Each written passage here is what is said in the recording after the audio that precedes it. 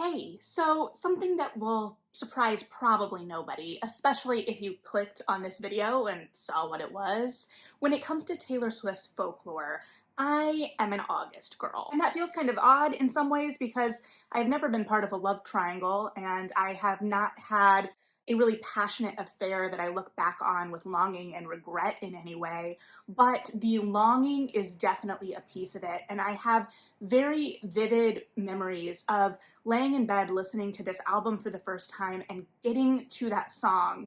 And it was already kind of resonating, but when it hit with back when we were still changing for the better, and at the time I was just shy of 30. I was staring down my 30th birthday, and that was the first kind of moment where it was articulated, this idea that I had grown up. And Taylor Swift has always been kind of writing, in the moment it feels like I'm in. And granted, her life experience is not the same as mine, especially after a certain point, but clear back to Teardrops on My Guitar, it feels like she's able to really capture that moment. So I immediately felt seen and kind of called out at the same time by that line, back when we were changing for the better. And then when it was immediately followed up with Wanting Was Enough and To Live for the Hope of It All, Cancel Plans Just in Case You'd Call, this idea that you're kind of waiting around for something to happen, that resonated with me. And I'm not going to get too personal, but the idea of longing and looking back at something, even from, the opening lyrics where it talks about rust, this idea that something is breaking down, that something has aged,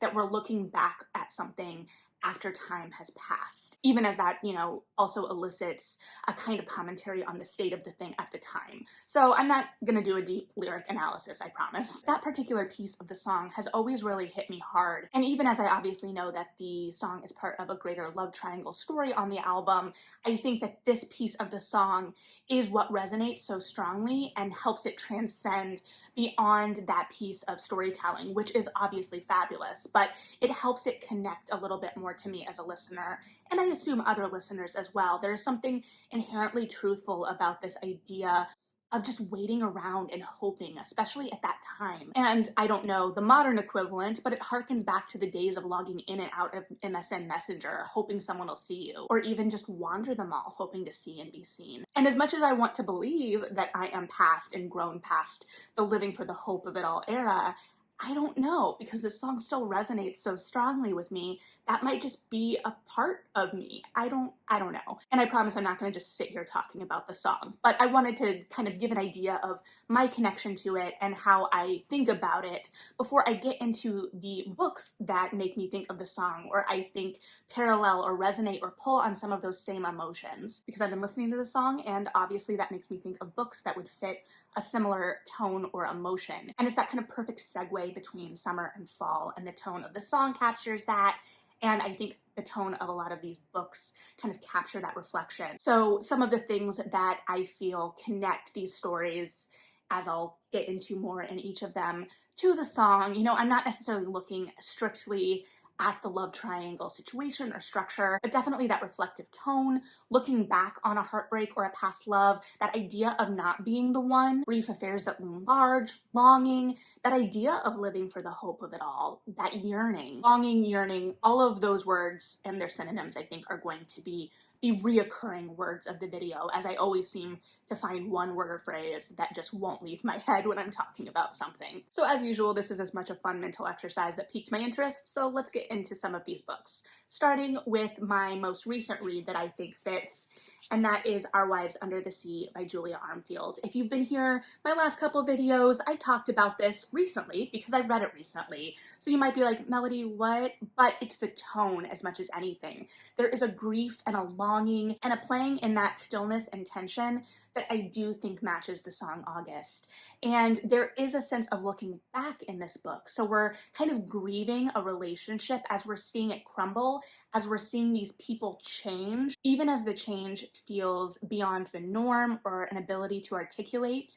It's something almost supernatural. Still, it's this kind of manifestation of how people can grow apart. And so as August has this sense of sadness for a lost love, I think this book is really exploring grief and the kinds of loss, and like I said, has that really reflective tone. So as I've said before, in this one, we're following Leah, who was a research scientist, a marine biologist, who goes on what was supposed to be a 6-week research expedition. and it turns into 6 months of her being lost undersea. And her wife, Mary, is at home wondering what's going on. So in Leah's point of view, we're seeing pieces of that research expedition. And in Mary's point of view, we're seeing the after. We're seeing after Leah has come home and how she's not quite right. And Mary is kind of dealing with what is going on, trying to find help, trying to figure out how to help her wife, while also remembering what it was like when she was gone and that grief and sadness and the unknown of that. And I think that there's a little bit of that unknown too in the song. We're thinking about what could have been if we were the one, even if we recognize that we never were. So definitely something that plays in that same kind of tonal atmosphere, I think, for sure. And a lot of these are going to be tonal atmosphere, but along those lines, literally any Sally Rooney, and I don't have my copy of Conversations with Friends because I lent it to a friend. We know that Taylor Swift has read Sally Rooney, and Taylor Swift is often kind of credited with being one of the major voices of the millennial generation, and publishing has tried really hard, whether Sally Rooney's work resonates with you or not, to say that she is the voice of the millennial generation in fiction. I'm not going to make a judgment call on that. However, I do think that there is a similar tone in these books. There's a longing, there is this weaving in and out of people's lives, there is a sense of entering someone's life for just a season or for a brief period of time, and how that can ultimately change a person. I think the song is really exploring that too. It's called August. It sits in this transition between summer and fall and that change, and it's exploring a brief summer romance even as we're looking back on that, reflecting on that, thinking on that, and it has a weight to it that feels like it has changed the narrator, August's point of view. And in terms of the tone, I think the writing style of these really fit as well. They are sometimes overly self-aware, or at least Beautiful World where you can feel like that. And there is a self-awareness to this song as well. And I think both Rooney's work and Taylor Swift's work, especially in this song, really elevate these kind of everyday, mundane feelings and give them weight, you know, as most art does or strives to. So definitely on the list for sure. And then another book I've talked about a decent amount, The Chosen and the Beautiful by Nouveau. As I said before, this was one of my favorite reads from last year, and this is a queer magical retelling of The Great Gatsby from Jordan Baker's point of view. And there is a definite longing in the voice of this, and Baker always feels a little bit removed from the goings on. She's able to kind of look at things from the outside and commentate on them, because even as she is amidst it, she is also on the sidelines. And I definitely get the sense in this song as well. These are very strong, intense feelings, but especially in the grander scheme of the album even, there is the sense that this isn't the main story, this isn't the main romance. And here, Jordan Baker, you can feel her kind of chemistry with a lot of the characters, mainly Daisy and Nick, and there is a definite longing. And at the same time, she's almost keeping herself a little bit removed because she knows that Daisy and Nick are not hers and that she's not going to end up with them. So there's definite self-awareness there as well, and gravitas, and the voice of this also elicits a lot of the same tone and imagery and feeling that I get in the song. So definitely one to check out as always. And then The Secret Lives of Church Ladies by Disha Filia. It has been a second since I read this collection. It is a collection of short stories, and in a slight deviation for me, they are pretty realistic. These stories are united by a longing, a yearning, a passion, this kind of simmering heat. And these women claim these emotions and feel lust and love and feel this amidst a world that doesn't always condone those emotions for them.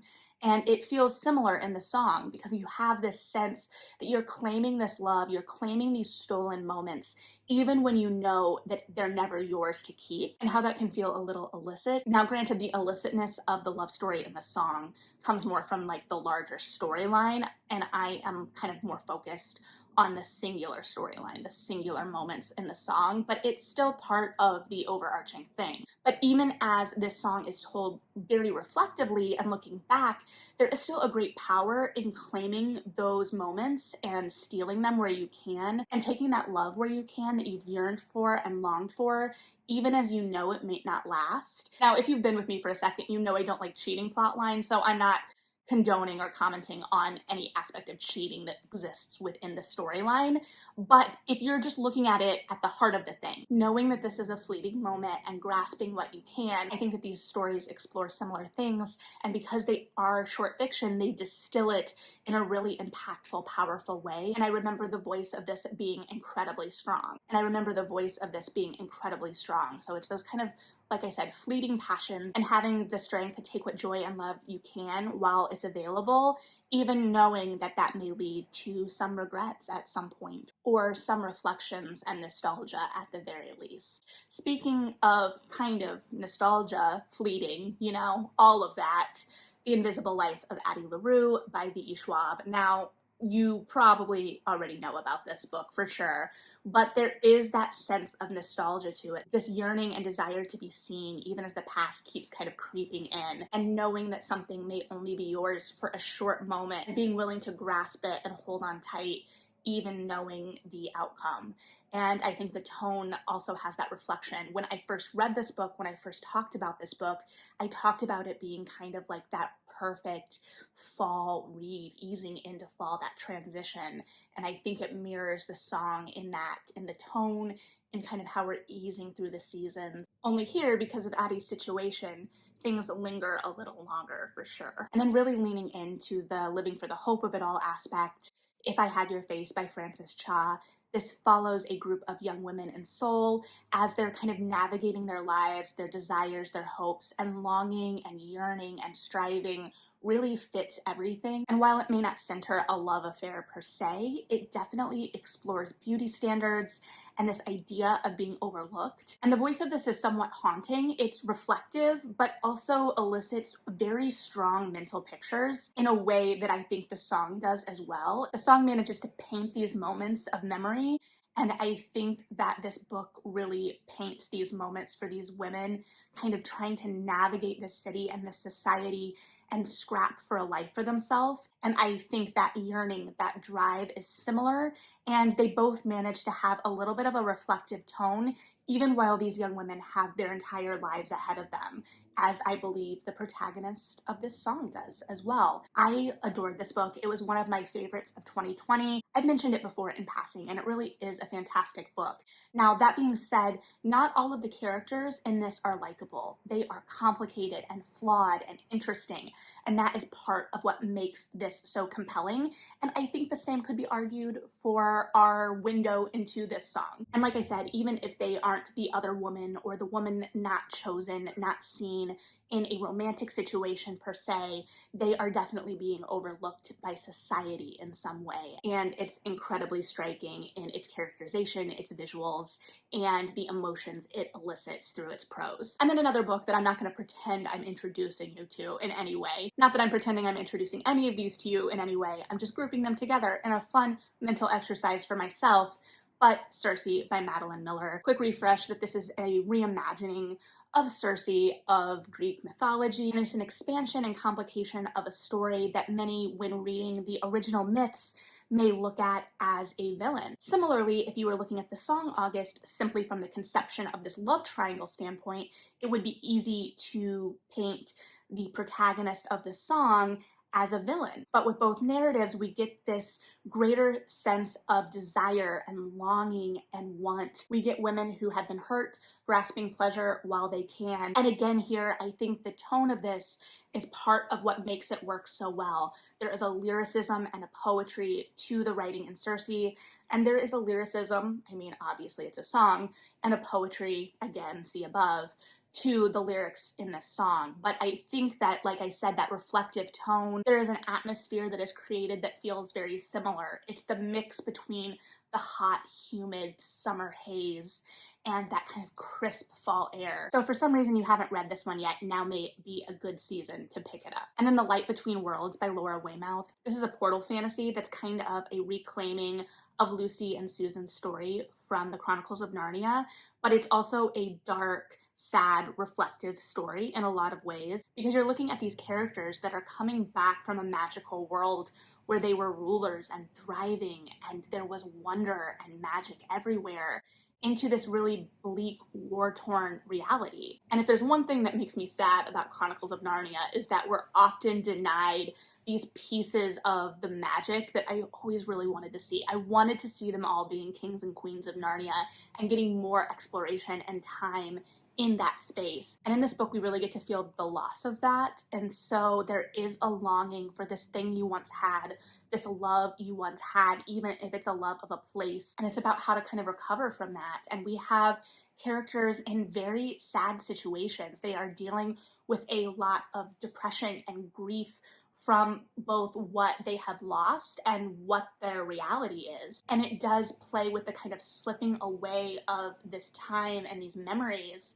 And as you try and cling to them, you lose that sense that they were ever reality. So while very different explorations, I think the themes and tone of this loss are very similar. I think this idea of back when we were still changing for the better, we have these young people as they're coming into their own and what that means and how their reality and what they were expecting has been greatly shifted twice in many ways because portal fantasy. And you see one character kind of unable to let go of what that past was, and the other having to make do and move forward in any way she can. This is also a great book if you've wanted justice for Susan, and is kind of the conceit of the thing. Brief sidebar before we finish out the last couple of books. It has started raining, so if you hear rain, that's what it is. But that feels right for this moment. That feels right for this exploration. It feels like the weather is really cooperating with this tone, which is great because yesterday was that really muggy, hot, humid Midwestern summer where you walk outside and you can like see the humidity hanging in the air. And trust me, I did not want to go outside, but I needed quarters and I worked during the week. So out I went. Anyway, moving on. Next we have Darius the Great Is That Okay by Addie. I do still need to read Darius the Great Deserves Better, which, as I've said before, he absolutely does. But I adore this book, and again, I think the tone of this is something that really meshes with the tone, the feeling I get when I'm listening to this song, this yearning, this longing, this sense of trying to fit in and be the right thing. And Darius in this book is trying to figure all of that out. It's following him as he's going with his family to Iran for the first time and trying to connect with his family and his past there and how he feels disconnected in a lot of ways in all places and even within his family and even from himself. And there is a romantic plot of a sorts, but like with August, it always felt like kind of a summer thing. And granted, like I said, I haven't read the second book, so that may complicate it. We may revisit and revitalize that relationship, but there was always a sense of finality to that. And also all of these relationships and explorations are in service of Darius's story and him figuring himself out and centering himself in many ways. And I think that there's a level of that in the song as well. This idea that the lyrics are exploring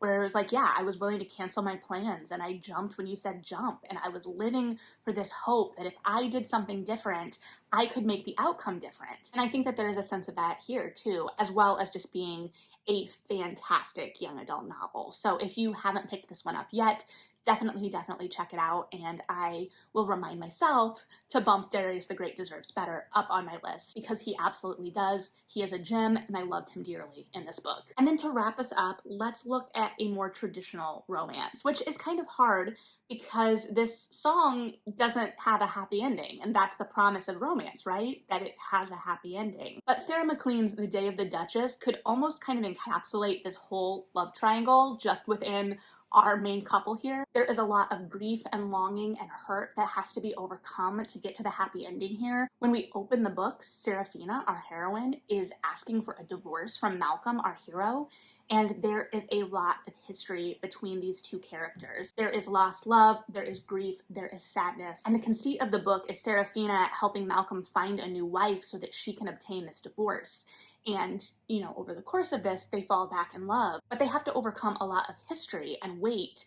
And there is a lot of history and weight to these songs, especially August. And both August and this book kind of reflect the grief of things, the loss of something. And this is also one of McLean's like really skillful turns at the end of a series. We opened this series with Serafina's sister pushing Malcolm into a fountain for what he did to her sister. And so this is one of those instances where McLean has to really reclaim a hero at the end of a series. And she often saves these really charged, heated, weighty stories for the end of a series, and especially the last couple finished series, of which this is one. We also get peeks of Serafina and Malcolm in the new series in Bombshell, because Bombshell opens with a couple of the characters that we meet in this series that we don't get the story of. That kind of threads us to the next spot in the McLean extended universe. So within this book, there is also a time constraint. We're looking at one summer In the song, we're looking at the affair of a summer. So in many ways, these characters are having a summer affair as well. They just have to decide if these emotions will last and if they can get over the hurt of the past. So like I said, it's a little bit heavier, a little bit more weighted. It roots itself a little bit more in grief. And this book in particular just felt very raw in its emotional exploration. So if you still want that happily ever after, but also want to connect with that reflection, that sense of loss and grief within August, I think that this is the perfect way to explore that. And then you can just move right into Sarah MacLean's new series, the next of which comes out this month. So it's perfect, right? Those are just a brief sampling of books that I think fit the tone and the kind of emotional exploration of Taylor Swift's August. If you have recommendations that you think would fit, I would love to hear them below. And don't cancel your plans for the hope of a boy, but maybe cancel your plans to stay in and read. I don't know your life. I can't make your choices for you. Thanks for hanging out. Read something good. Like and subscribe if you feel like it. And yeah,